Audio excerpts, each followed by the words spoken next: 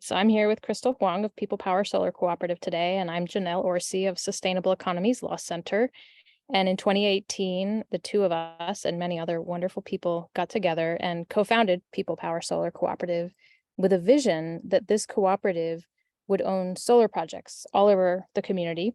We're based in Oakland, and we got launched. We built our first solar project on the roof of a local activist. And that solar project is owned by the community, and the power that the residents of this house use, they pay for it. They pay the cooperative for it. Members of the community bought into the cooperative. They purchased shares of the cooperative, and that's what helped finance the project. So it is basically a community-owned solar project.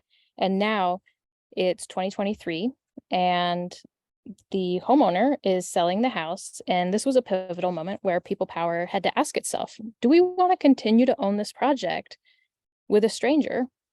Is this project actually benefiting the community? Our original vision was that owning solar projects all over the community would bring financial benefits to the community, would bring resilience, and particularly in the event of power outages, and particularly if we added battery storage to those projects.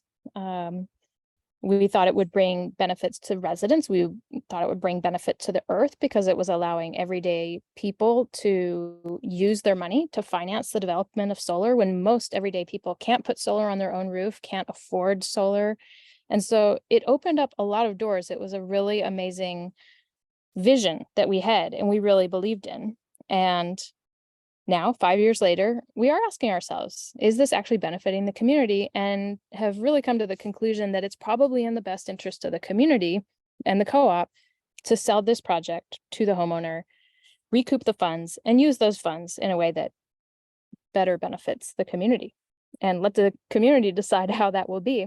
But I guess, yeah, this is a conversation for us to just talk about, what did we learn? What has changed over the past 5 years that makes it feel like this is not, in fact, empowering? It is not people power to own this project. So yeah, Crystal, what do you think? Yeah. And I also wanted to add to the list, one of the things that we were thinking as a big benefit for this community owning energy here is what's in our name, people power. We really thought this project would enable us to build organized power. We really thought this model, we call the commons model, later kind of shifted to dividend return commons model. But the concept is, as Janelle explained, now we can mobilize people, renters and homeowners who's already gone solar, to come together and start talking to each other and build solar on our roof and own it cooperatively. We were envisioning a future where people are actively talking about energy over meals, having games and having regalia, having fun, coming together to think about energy actively so we can start owning the future, start owning and shaping our energy future, which is part of our mission. And yeah, as we're reflecting now, in fact, we started reflecting in 2021, early 2021. In fact, we even wrote a blog post about it on our community platform we call People Power Playground, really reflecting on what this commons model has done in terms of building people power and politically. And we realized that it's actually not getting people to be coming together to organize and build power. And we decided that we need to shift away from just going out and trying to build solar project. We decided that we're going to shift into focusing on building, investing into project group building, started to get people to think about how to create project groups, and the project groups, which is already enshrined in our bylaws, does not have to be about building solar on people's roofs and own it as a cooperative, but could be anything that people are dreaming of. So then we really invested into creating resources, including content, education content for people to think about energy, to be even more creative, to start building projects. And That's I awesome. think, yeah, and I'll keep sharing just a little more on like where some of the transition has gone, because I don't know if people are really following what we've been doing a whole lot at People Power. I think our flagship model is the dividend return commons model, where cooperative people can form cooperatives and co-own solar system on private roofs in the state of California, where we don't currently have community solar law that enables that to happen. We come together and also try to encourage people to think about what community owning energy can really look like. And there's like, we have a huge project galleries of ideas and even actual projects that our members have tried. And so we tried out things that's already listed on our website right now, like the battery collective. Like when the power grid goes down, how can we build a people grid to actually move batteries from houses that still have power to the houses that don't have power? If the battery is small enough to be mobile, but big enough to power something like a refrigerator for a short period of time, and then people can start swapping out like a people-powered grid. That's one example of an idea, something that's currently running still, and we're actually doing training education modules with Shareable to train with organizers, activists, or people who are interested all across the country. And we also have another example of projects like, how do you combine food, like urban farming with solar and batteries, so that we can provide some sort of a food stability for unhoused community that's on the street of West Oakland. Like projects like that were built. We partner and work closely with organizations like Asian Pacific Environmental Network and Rise Commons in Richmond to help them figure out the technical assistance around, like, how do you talk about energy with the youth that's designing the so-called resilience hub, solar plus battery? How do you hire and identify the installers who are mission aligned with you in a way that actually sets up the expectations? So we supported things like that, and it was like a huge list of ideas that we tried. We even tinkered with this potential idea of building like food distribution hubs that is solar and battery powered, so then we can now have local food distribution hub to support local groceries, supporting urban farmers. These are ideas that comes to mind. And now, how do we actually give people the tools they need to actually start putting in practice and organize, was something that we started to do in 2021. And as we were going through that process, we started to realize that education is so needed, because people just don't think about energy at all. So we created Tools for Transition, which is a series of content that we started to really get people to think about energy in a way that's just beyond the concept of, this is just a thing that I buy from the wall, or this is just a thing that I buy from the pump. Like, energy is so much bigger than that. Like, and this is an exercise that we love doing with people when we engage with groups. It's like, as a check-in question, what is energizing you today? And for anyone who's listening to this right now, think about what's energizing you today. And I bet you the answer is not going to be fossil fuel. It's not going to be solar. It's not going to be electricity. It's probably going to be some people, some music, art, animals, life, food, all these things that are bringing us joy. And like, we really try to push the envelope in getting people to understand that what energy truly means. So then, one, we get people to understand that energy is not just something that the engineers and the elites and the lawyers get to decide for us. Energy is something, as somebody who is living, has the expertise in deciding what the future should look like. And to us, that is what shaping and owning our energy future really should look like. And now, is this dividend returns commons model helping us get there? It's not. So we decided that this is a good opportunity for us to start transitioning our resources at People Power, which a biggest part of it is the staff capacity, to start to focus on something that could be much more creative than maintaining projects like these. I love that. I really love everything that People Power has become, because it's never a dull moment. There's always just ideas and surprises of like, what are they going to work on next? And the way that we thought about it at the beginning was so narrow. It was just like photovoltaic systems, and now like we think about solar much more broadly. I mean, I have these beautiful broccoli plants over here that are like, I think of those leaves as solar panels. It's like they are receiving energy from the sun. They are creating things that sustain our life. Like, you really can think of solar and energy just so much more broadly. And that's basically what you're doing. It's like at the end of the day, it's not about energy. It's about meeting community needs. It's about feeding us and nurturing our aliveness. And people power is nurturing aliveness. You are powering the people in so many ways. And it's really freeing to have gotten outside of that narrow way of thinking.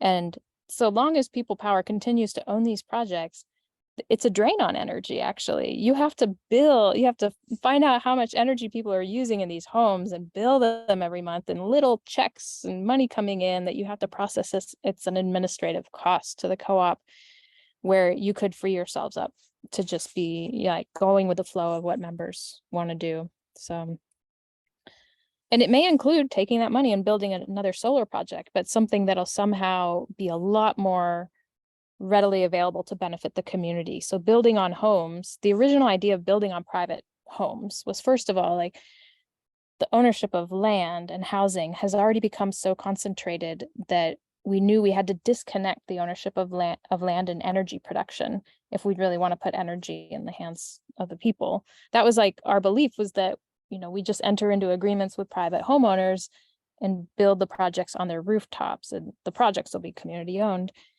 But it's really, I don't think it was inspiring to people. Like, it's like, if they don't know the homeowner, then it's like, they don't feel a sense of connection to the project, or depending on where the project's located, they may not in fact ever use it. And unless there's battery power, it doesn't actually provide that resilience during power outages. There's just like, in the end, it's like, maybe there were fewer fossil fuels being burnt as a result of building that project. So there's, there was benefit.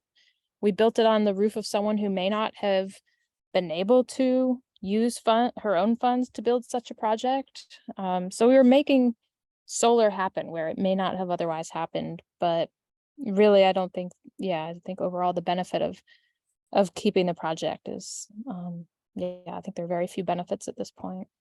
Yeah, and since we have just completed our consent process with our close to 160 members on this proposal to sell the system, which was originally intended for permanent community ownership, there's a 15-day period of deliberation process. Of course, we have a Google Doc that's shared that everyone gets to comment on and see each other's comment.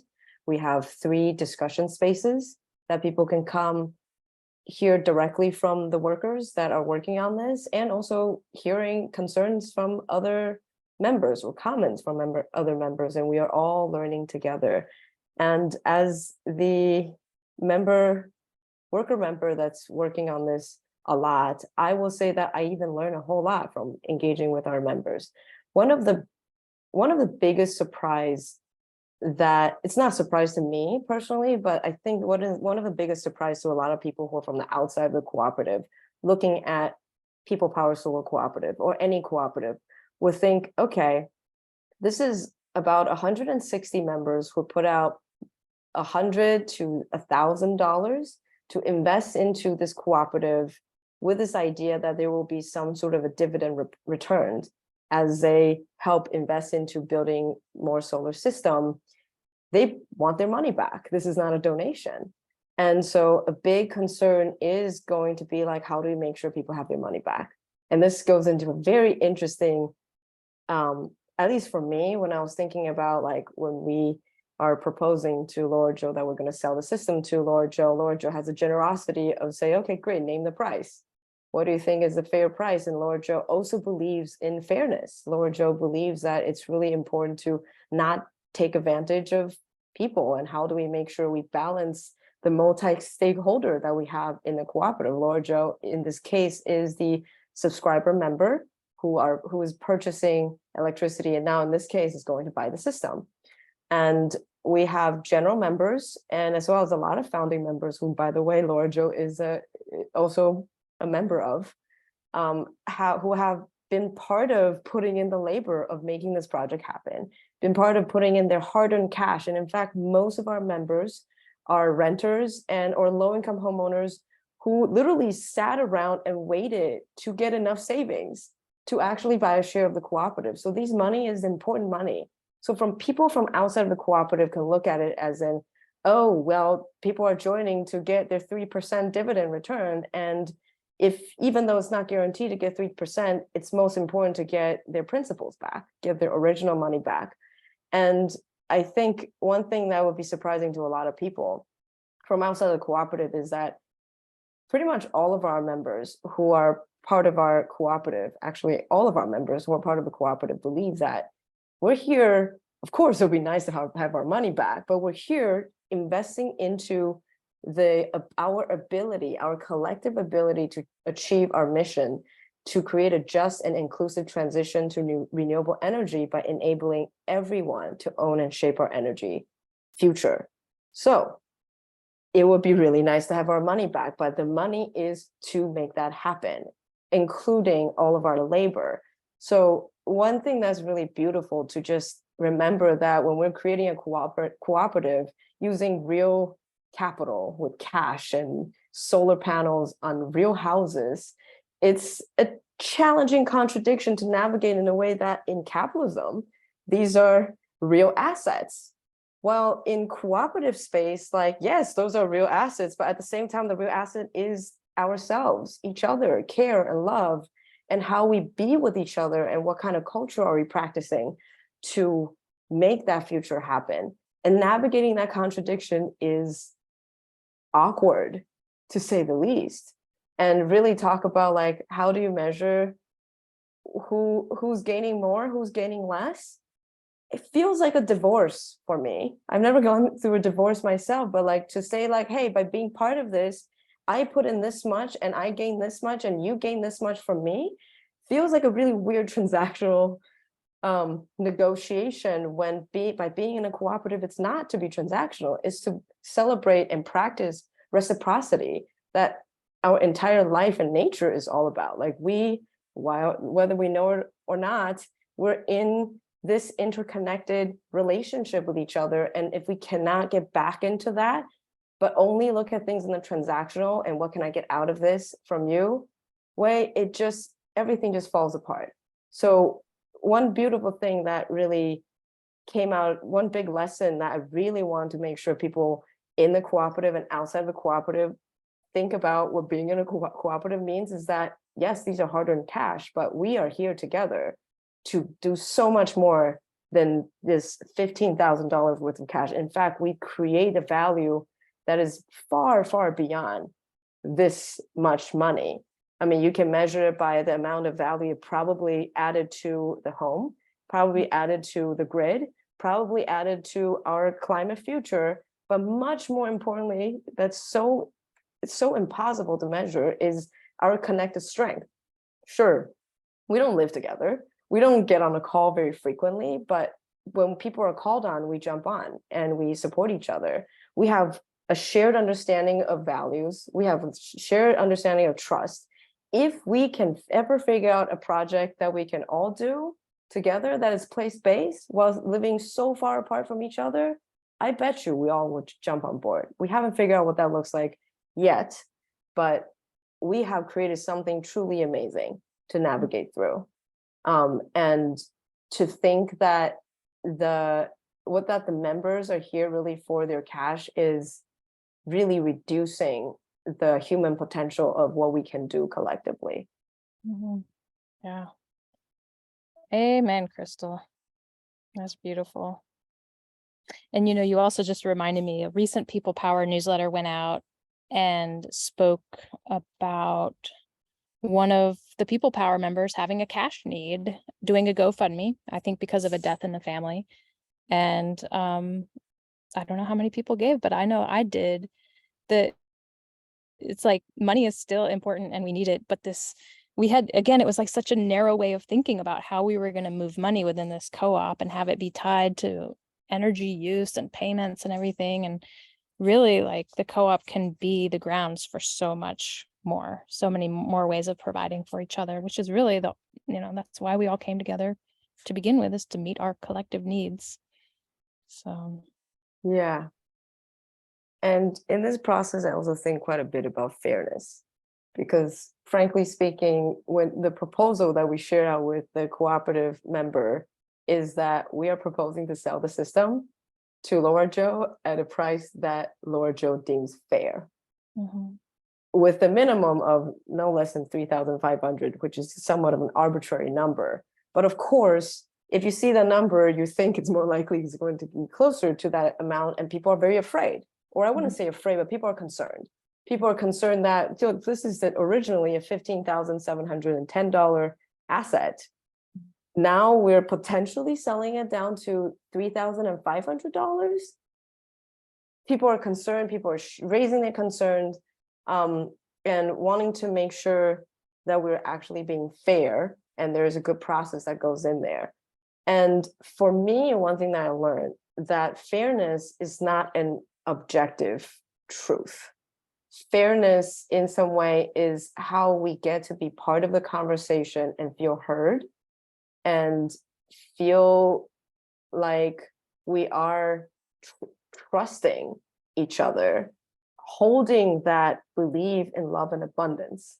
Because if I come into conversation looking for fairness and feeling like I'm going to lose stuff, I'm going to come and try to get as much as possible and completely discount all the things that is immeasurable. And it makes it really difficult to really have a conversation. And when I think about fairness through this process, I really feel like a big learning lesson for me is that if we can ground everyone in remembering that love and abundance is key, we can really have a real conversation about what fairness means, that people can walk away in. Maybe people are not going to walk away with everyone feeling happy, but at least we can walk away feeling like we can keep going.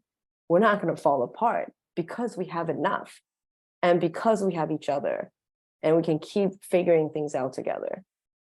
Yeah. I love that.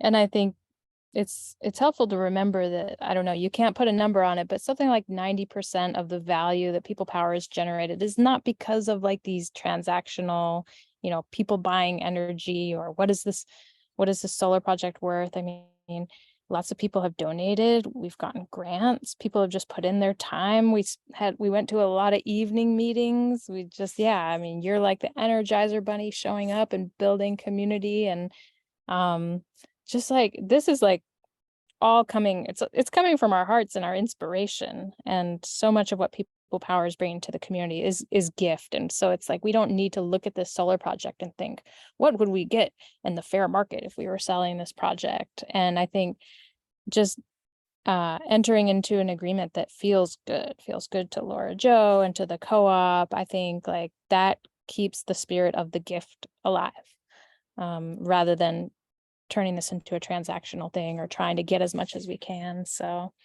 I think it's a good outcome. Yeah. And, someone could argue People Power could get more money. But that's not what we're here for. That's what we realized. So, yeah.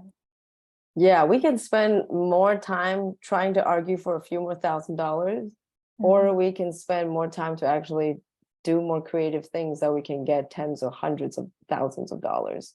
And I think a lot of times we have the saying in Chinese called 因小失大, which means because of small stuff, we lose bigger things. Like a lot of times we get so obsessed because we feel like we don't have enough. I really need to get this $1,000, or I really need to figure out where this few $1,000s or a few $100s have gone. And we wasted the most valuable thing, which is our time, our relationship, and our ability to feel energized to keep going, because we're trying to figure out the tiny little things, and then we just kind of lose the bigger possibility if we just believe, I believe $1 to $1 billion waiting for us to build a better future, even though I can't see that happening at this moment, but I believe we can. Yeah. Wow. I take in a lot of Go ahead. Yeah, I think over the last year, I started taking a lot of inspiration from the work of many people who were enslaved and trying to work towards liberation. And just to remember, because like especially right now, a lot of people are waking up to the climate crisis, and thinking about what the future is possible. And right now we're dreaming of the future of solar panels, electric vehicle, all these technologies and toys, and maybe Green New Deal, which is a policy. I don't really know what it is in detail, but we forget about the people. And like, but I also understand we need to be able to see it to be there, but at the same time, think about the people who were enslaved. And they've been born into slavery. For them to even dream about what liberation looks like and the detail of what breakfast they're going to have, what their house looks like, how are they going to move from point A to point B, is I think it's it's an unreasonable privilege that we think we need in order to get free. And there's so much power in African-American descendants who have been enslaved, who can see that future because they believe in it without seeing the detail. Maybe they do see the detail in the way that works for themselves without needing to have like this policy document written for all of us. And we just believe and we trusted each other and work through that. And I really wanted to, I've been holding that feeling of how can we actually move forward to that liberation without being able to picture what that looks like. I think being able to picture that is beautiful, but it's not going to apply for every single one of us.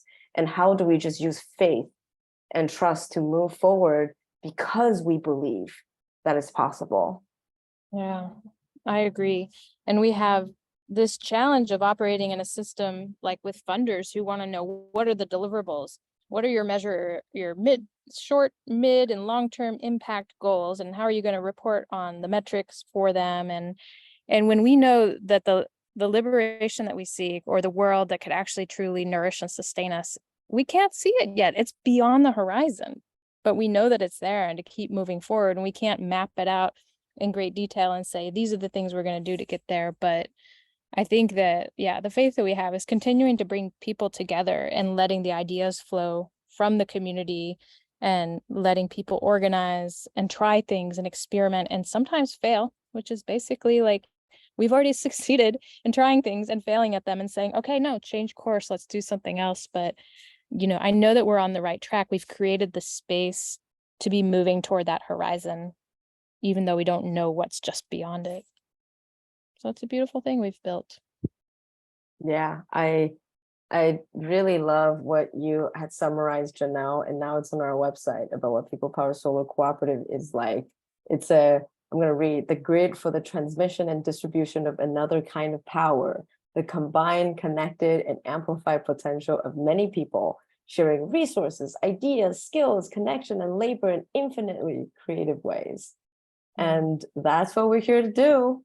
And then we're going to keep trying amazing creative ways with people who are excited and down with the belief in love and abundance to get us towards that future.